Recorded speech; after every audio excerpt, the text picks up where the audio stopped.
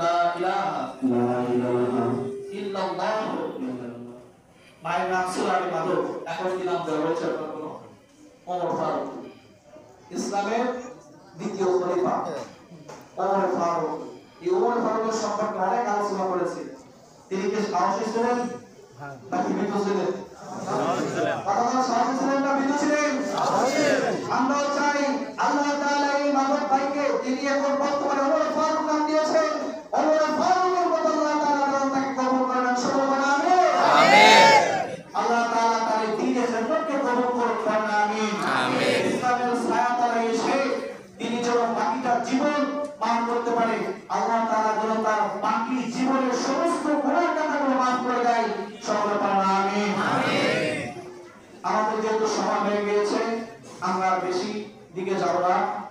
আমরা ভাইকে কালিমা পড়ে মুসলমান করবো ইনশাআল্লাহ তাআলা। বাকি সমস্ত কার্যকলাপগুলো যেগুলো আইনি জটিলতা সেগুলো হয়ে গিয়েছে না, সেগুলো হয়ে গিয়েছে।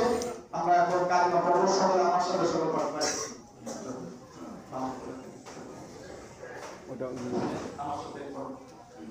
লা ইলাহা ইল্লাল্লাহ মুহাম্মাদুর রাসূলুল্লাহ। আল্লাহ ছাড়া কোনো মাবুদ নাই।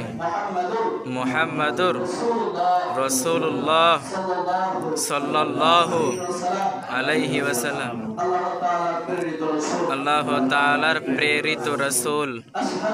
আশহাদু আল্লা ইলাহা ইল্লাল্লাহ ওয়াহদাহু লা শারীকা লাহু ওয়া আশহাদু আন্না মুহাম্মাদান আবদুহু ওয়া রাসূলুহু। আমি আরো সাক্ষ্য দিচ্ছি